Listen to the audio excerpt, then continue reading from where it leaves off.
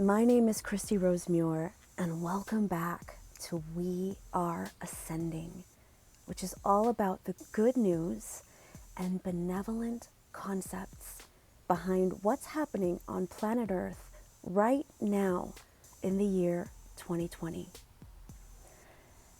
This segment is all about spiritual logic.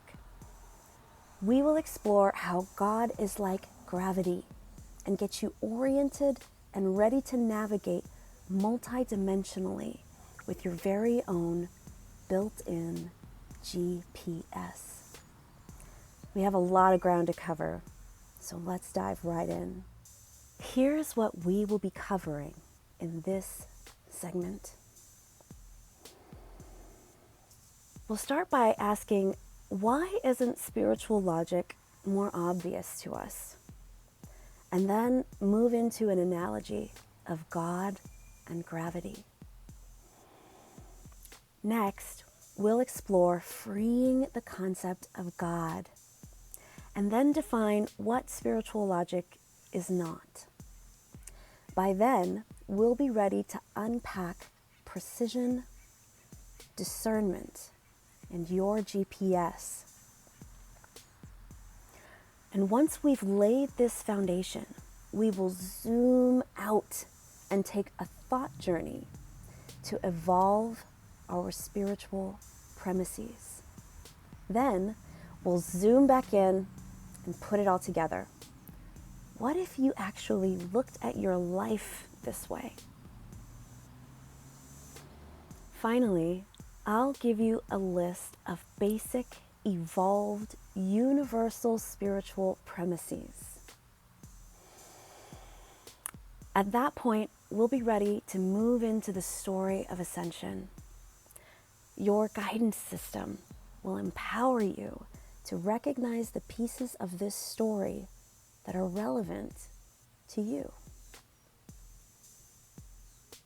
Are you ready? I am. I'm excited. Like I said, I'm doing this because it lights me up. I love to contemplate concepts that match the limitless potential that I have always felt within humanity.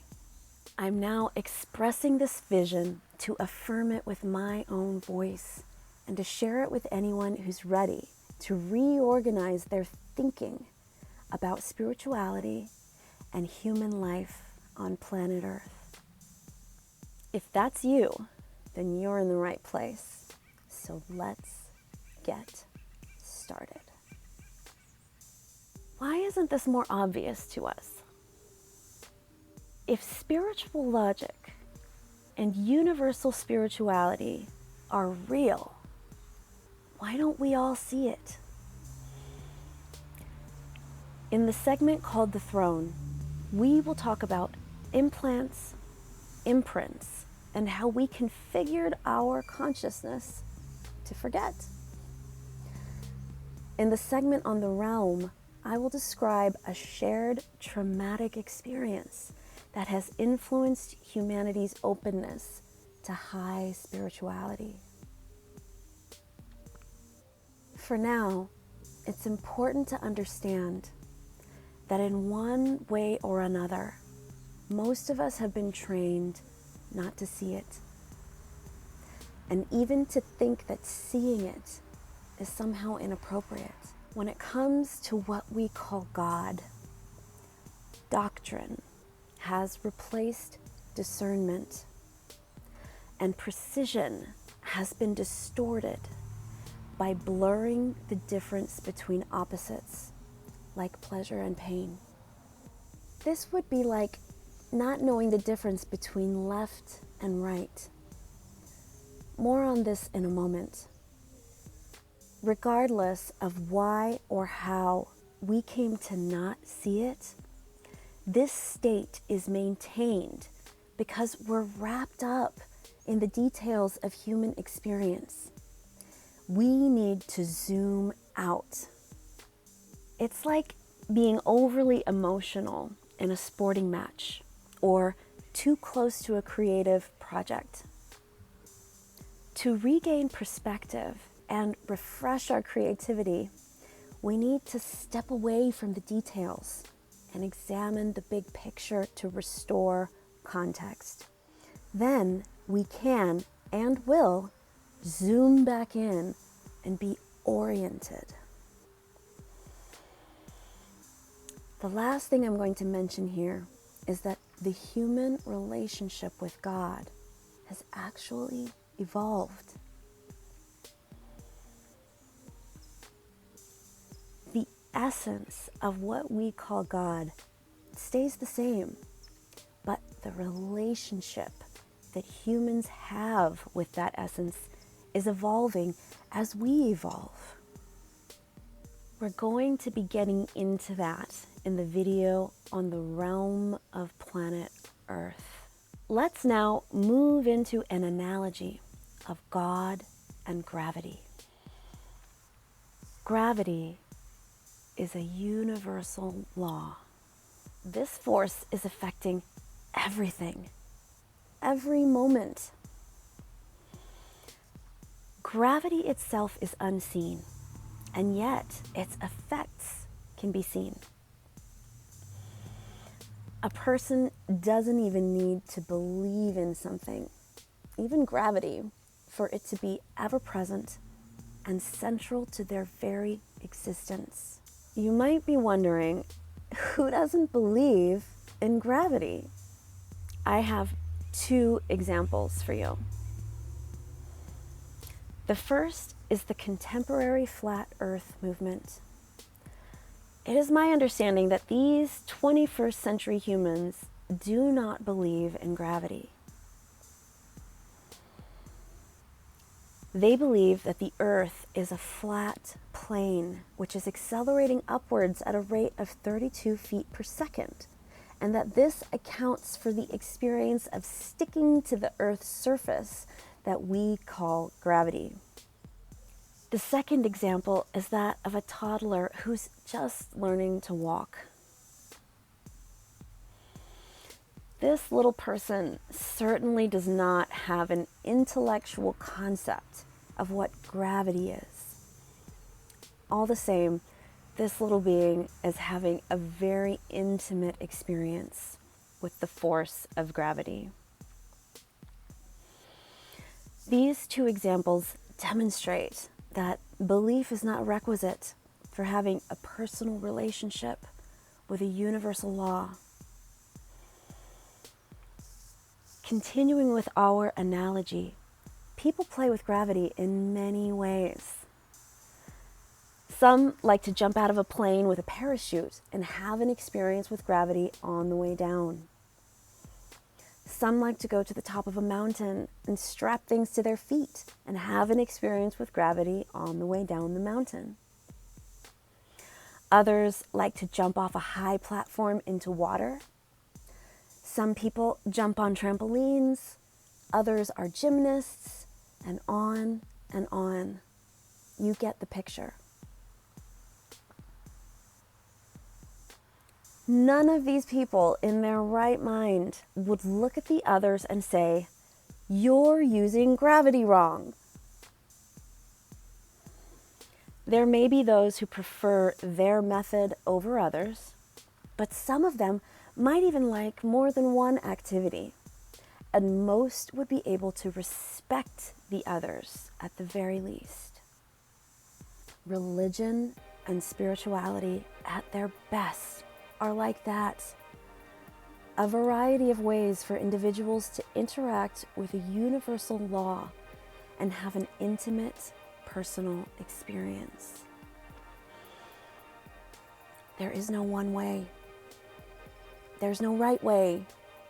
There's no wrong way. All ways are valid. When we free the concept of God from the layers of distortion that humans have made, God is just like this, a universal force present in every moment, requiring no belief, and can be interacted with in many ways, and all of those ways are valid. This is the beginning of freeing the concept of God. The concept of God is man-made.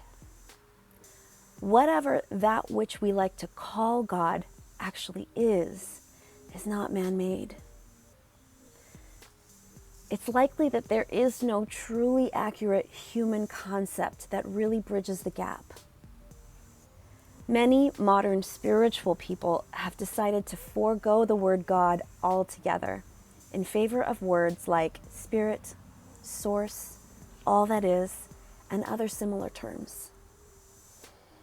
I use those words too, but I also personally like to allow the word God to be a continually evolving concept that morphs to match my expanding vision of the creative intelligence of life. By the end of this segment, I hope to have helped you to expand your concept of God beyond limiting human ideas about right and wrong ways to be spiritual. Now, let's take a quick look at spiritual logic and what it's not. It's not about being right. It's not about morality, nor is it about good versus bad. It's not about judgment or punishment, doctrine or dogma. It's not even about rules of conduct.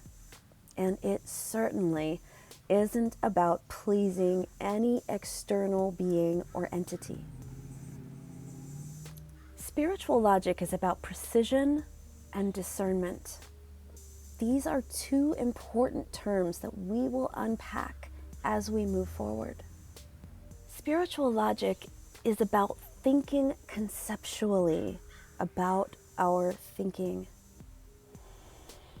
Stepping back from being immersed in and identified with it and becoming the observer of the process of thought itself. So here's the benevolent concept. Your thinking is part of an internal GPS that represents the connection between you, your specific experience right now, and the big picture of who you are and what you're doing here. Just like in your car, your GPS needs to create a connection between where you are right now, the big picture of where you're going, and the choices that are relevant to your journey. Your GPS will help you to be oriented, and it will also help you to navigate. Spiritual logic is the basis of our internal GPS, which is made up of the quality of precision, which gives us orientation or knowing where you are and recognizing things like up and down, left and right, and the faculty of discernment, which enables navigation or choosing from left and right, up and down, to experience a journey. Let's take a closer look and tune you in to this tool for life. Precision is where thinking and feeling meet. I first encountered the concept of precision in a system called the Gene Keys, originated by a man named Richard Rudd. In describing the 60-second gene key, Rudd says, precision happens when natural intelligence strikes a balance between the heart and the mind, but with one caveat. The heart, the feminine principle, is given control over life. Peggy Phoenix Dubrow, originator of the EMF balancing technique, teaches that we must learn to feel with our minds and think with our hearts. For the purpose of this exercise of unpacking precision, we need to separate two things. One is the subject matter or content of a thought, and two is the way the thought feels such as the emotions and sensations we experience when we think it. When evaluating how a thought feels, keep it simple.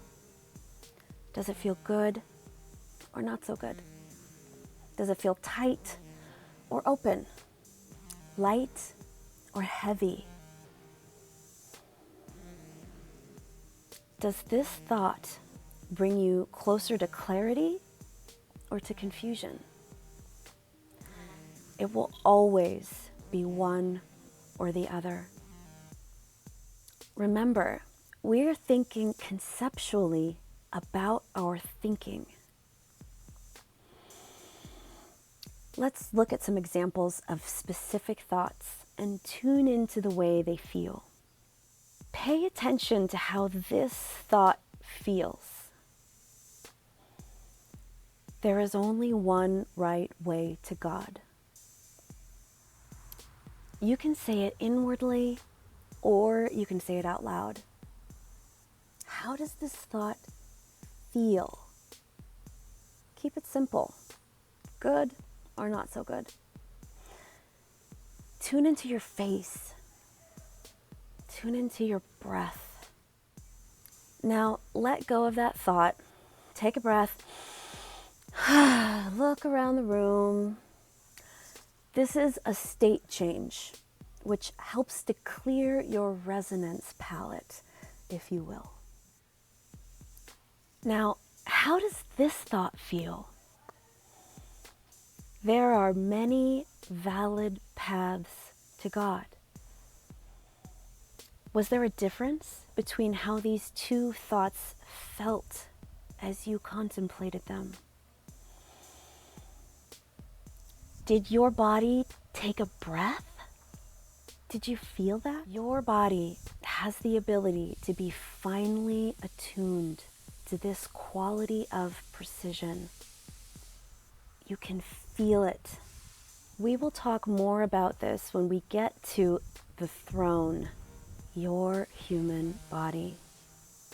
Each time we encounter a thought, we only have one of these two choices. A thought always either feels good to us on a range from relief to elation. Some call this resonance or coherence or alignment.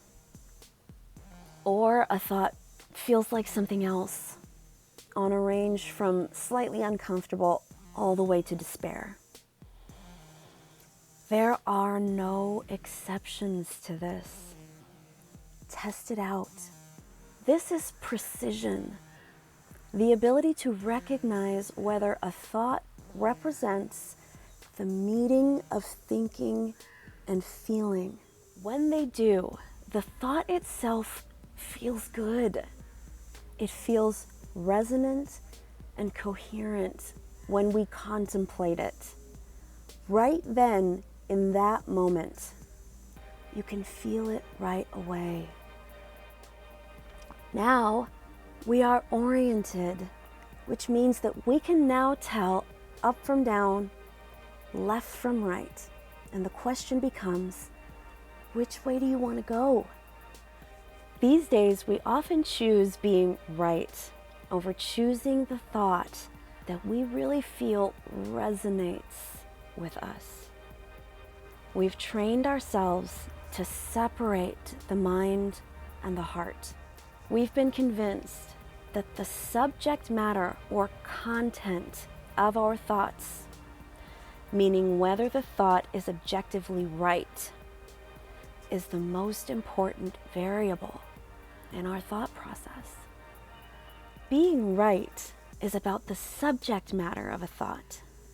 Is it objectively correct? Orientation is about being in the right place at the right time. That happens when thinking and feeling meet. Precision is about the feeling of a thought. Imagine you're on a road trip from California to New York City. If your GPS starts giving you driving directions for Manhattan, but you're still in Arizona. The information is factually correct. It's right. Someone driving in Manhattan would use those instructions successfully. But for you, this quote-unquote correct information is arriving at the wrong time on your journey, which makes it irrelevant. Are you starting to get the picture? These things are not mutually exclusive. They can and often do line up. A thought can be both objectively or factually correct and feel good. A thought can also seem to be objectively incorrect and yet feel really good, resonant, and coherent when we contemplate it. And this is where people often get stuck. How can I trust this thought, concept, or idea when there's no evidence to support it? By the end of this segment, I hope to help you answer that question for yourself. For now, let's continue. I am suggesting to you that the way a thought feels is more important than its subject matter. Why? Ask yourself this. Where are you really trying to navigate to in life? Up to now, you may have thought, like many, that following the thoughts that are right will lead you where you want to go.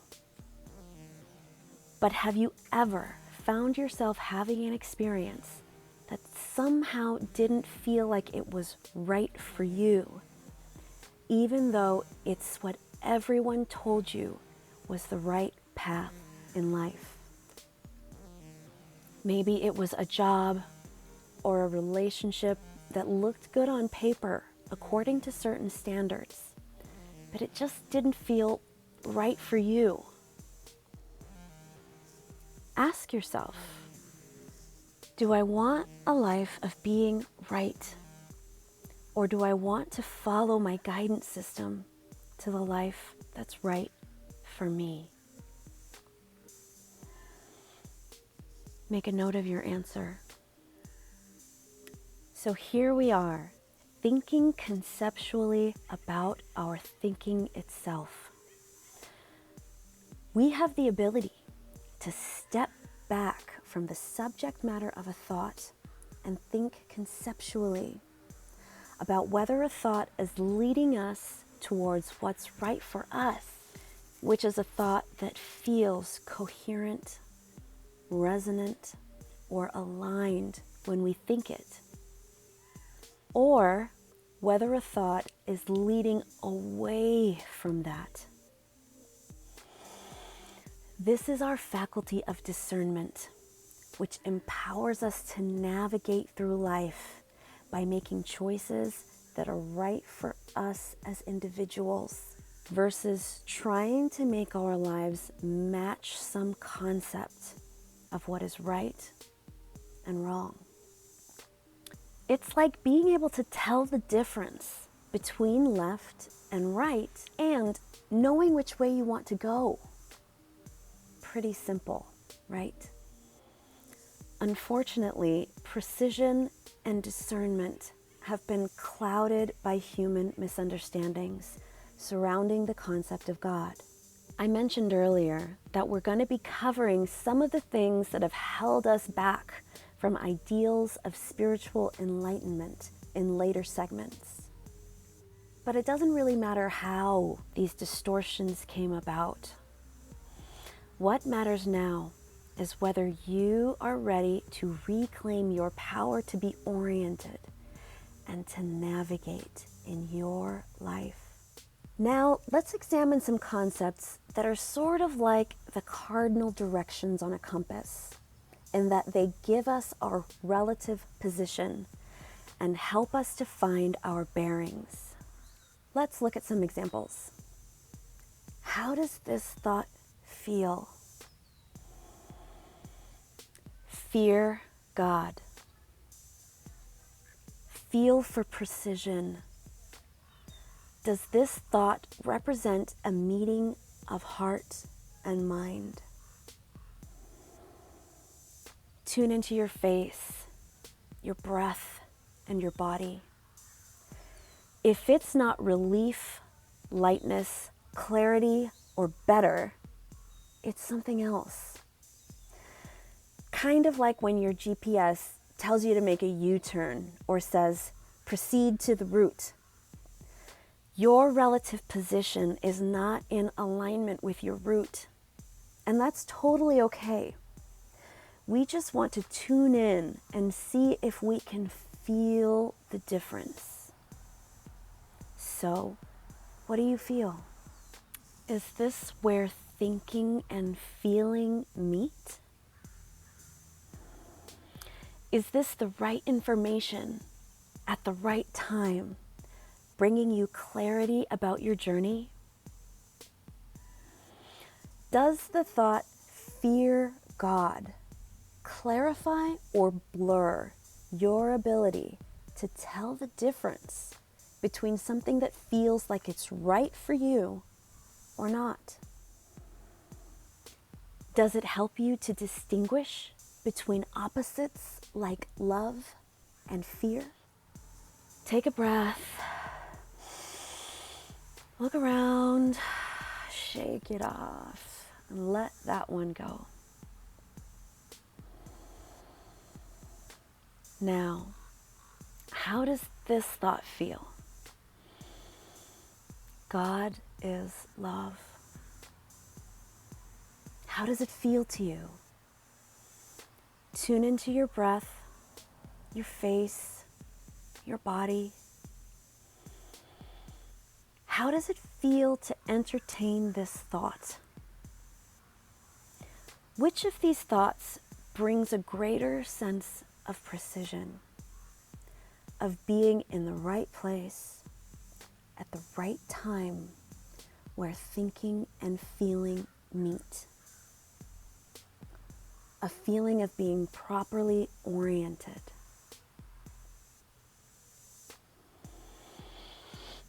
If we can't tell the difference between being oriented or being disoriented, how can we navigate? Okay, take a breath. And let's look at another example. How does this thought feel? Love hurts. Feel for precision. Does it feel like it's bringing you clarity and helping you to be oriented? Tune into your face, your breath, your body. Okay, now take a breath. Let it go. And try this one on. I am love. Feel for precision. How does it feel to entertain this thought in your consciousness? What does your body have to say? Your breath? Any sensations? Which of these ideas helps you to clearly recognize the difference between love and pain? Which one offers you orientation? And most importantly, what do you want? What if you were driving and you couldn't tell the difference between left and right? Or what if your GPS gave you directions that were technically correct, like those accurate directions for Manhattan, but at the wrong time on your journey? Similarly, what happens to a person who believes that love and fear, or love and pain, are basically the same feeling? Then it becomes easy for the lines to become blurred between what really feels right to you, what really resonates with you, and gives you the feeling of being oriented and navigating your own journey in life, and something else. When it comes to spiritual logic, these distortions mean that we can no longer tell the difference between spiritual logic and spiritual BS.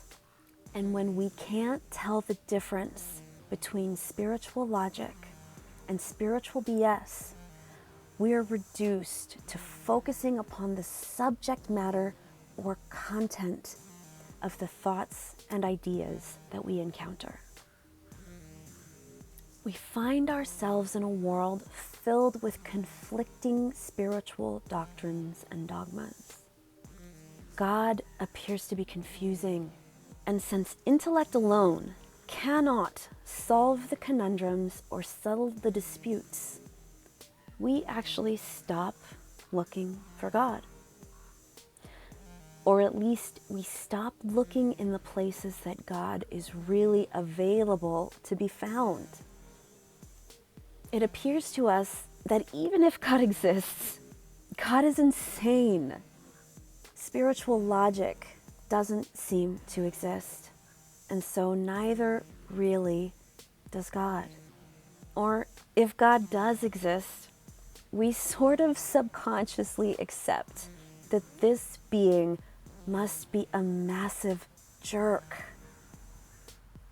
We may continue to go through the motions of our religious or spiritual philosophy, going to church, saying the right words, celebrating the holy days.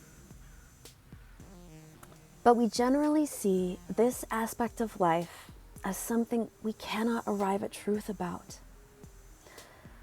So we stop truly asking insightful questions. We stop challenging the flawed premises, or we get stuck arguing about doctrines and dogmas. Division, war, and disagreement seem to be the only options. We decide that we all just have to wait until we die to see what's true. And hopefully, we were in the right club. As a result, we turn all of our attention towards what seems to be real. The three-dimensional material world that's in our faces every day. Only now, unbeknownst to us, with precision effectively disabled, we can no longer make meaningful decisions in our lives. When precision is blurred, we are disoriented. Fear and love seem to be basically the same. An idea is either right in its subject matter or it's wrong. The data of the mind is separated from the context of the heart. We become confused about what really comprises love, and we blur the lines between love and guilt, love and shame, love and duty. Then we often motivate ourselves to action based on the fear of feeling guilty if we don't do something someone else wants us to do. Or we prevent ourselves from doing things out of fear of being rejected for doing something someone sees as inappropriate. And we commit to things that feel like burdens, that we can feel draining our energy out of fear of feeling or being seen as irresponsible if we don't do something someone else has decided we must do. That's not to say that love and duty or love and taking action for others are mutually exclusive. Obviously, we want them to go together, but you can feel the difference. Can you see? We're disoriented. We make decisions from that disorientation. These choices then compound each other, each decision requiring follow-up decisions of a similar kind. The doesn't quite feel so good, but we call it love kind of decisions. And then we wonder why life seems difficult or doesn't work out the way we want it to. We begin to look for reasons outside of us for our struggles and our suffering because we didn't understand our GPS. But really, it's been right here all along. How many of us take action on behalf of someone else and call it love, but we really do it because we're afraid that if we don't, we'll either feel or be perceived as guilty, shameful, irresponsible, or inappropriate in some way? How many of us entertain worry or fear on behalf of someone and have convinced ourselves that this is the same thing as loving that person? Can you see how these are choices that are being labeled as love, but are actually something else? What if you were driving through an intersection and your GPS said to turn right, but you turned left instead and said, same difference? Feel for precision. You can feel it every time. It's inside of you. Is it any wonder that we can't seem to find God? Is it any wonder that our lives don't seem to reflect something grand when we keep making choices that are based on something other than that grandness? This is precision, the joining of mind and heart to orient us in our life experience. Precision enables discernment, which is our individual ability to recognize precision and use it to make choices to navigate through life. Precision is the indicator. Discernment is the action. Yes, thinking is action. And selecting our thoughts is the fundamental creative action in our lives. Selecting the thoughts that we entertain based upon how they feel versus choosing them based on whether their subject matter is objectively right restores our true creative power. We don't actually want to be monitoring our thinking all day, every day. That's crazy making. Once we understand that we're looking for precision, a meeting of mind and heart, which means that what we're really interested in is how we're feeling. We can then care about the way we're feeling and know that by definition, if we are consistently feeling precision, we are accessing the most useful thoughts for us at this time. This is the basis of positive thinking. But now you understand that a thought is only really positive when it feels that way. A so-called positive thought at the wrong time is different than a thought that arrives at the right place and the right time on your journey. If you really want to think positive, you have to care more about the feeling of precision than you do about the subject matter of a thought. Sometimes it's actually more productive to think about things like kittens and rainbows if they feel good than it is to try to find a so-called positive sounding thought about a specific issue. The most important thing to know is that you can feel the difference every time. Our true creative power is the ability to follow the path that is right for us. How do we do it? We get oriented by paying attention to precision, and we navigate by exercising discernment to make decisions. We will continue to build upon this concept of our creative power as we move through the series. How is this going for you? Can you feel your inner guidance system coming online, getting calibrated and ready to help you on your journey? Let's look a little closer at why GPS is not about doctrine or codes of conduct. Following our gravity analogy, if there are many equally valid ways to personally connect with a universal law, how do you know which activity really connects you to God? You use your GPS.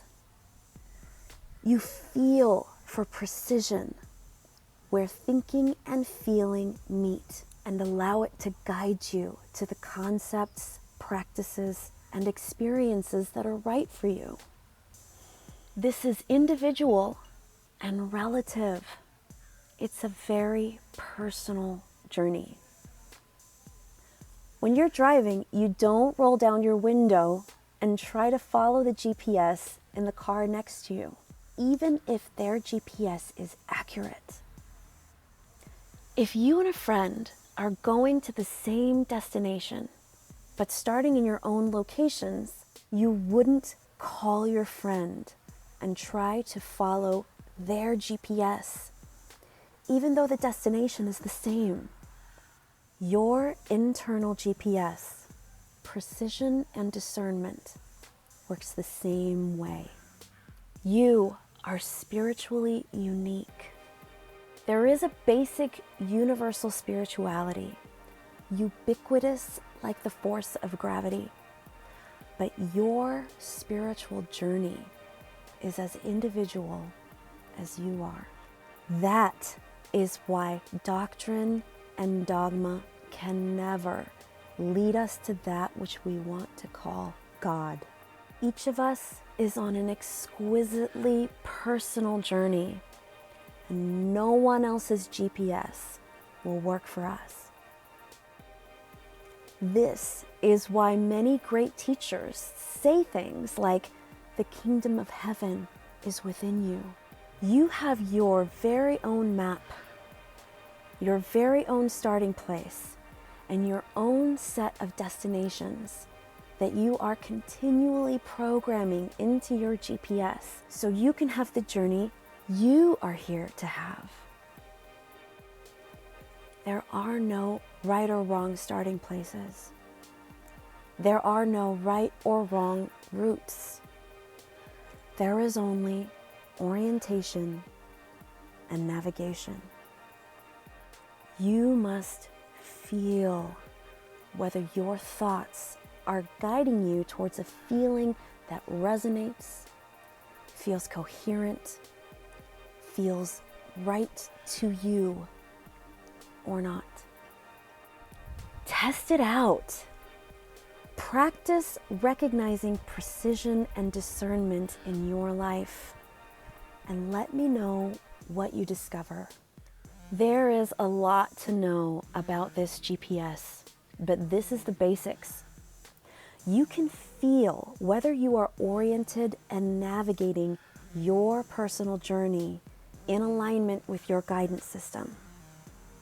The more you practice tuning into it, the more natural it will become to you. If you want to deepen your knowledge about your GPS, I recommend looking into Esther Hicks and her work on the teachings of Abraham.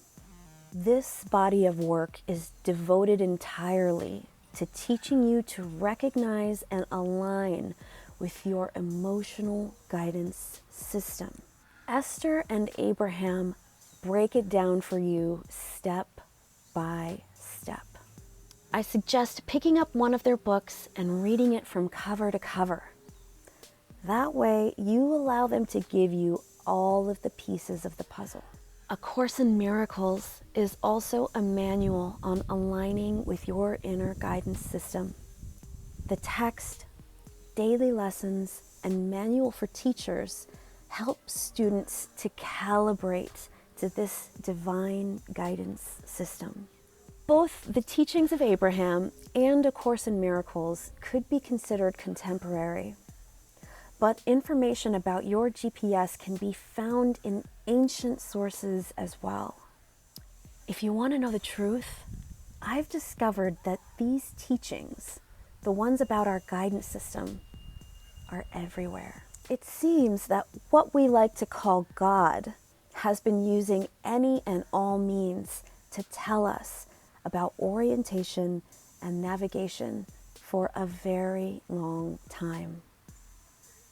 I personally don't know that much about the Bible, but I discovered a man named Neville Goddard who delivers illuminating lectures about the parables of the Bible.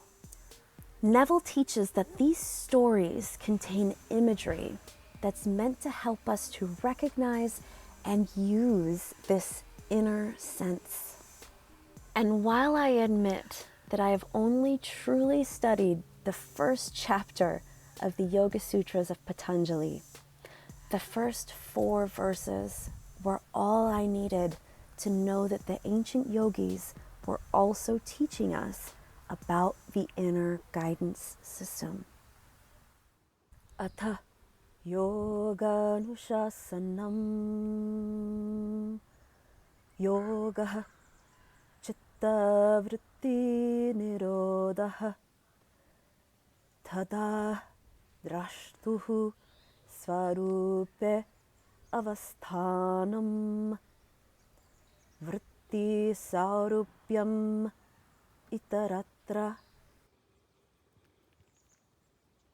There's always more to learn and understand, but for now, you have enough of a basic understanding and feel for your GPS for us to move forward in our journey.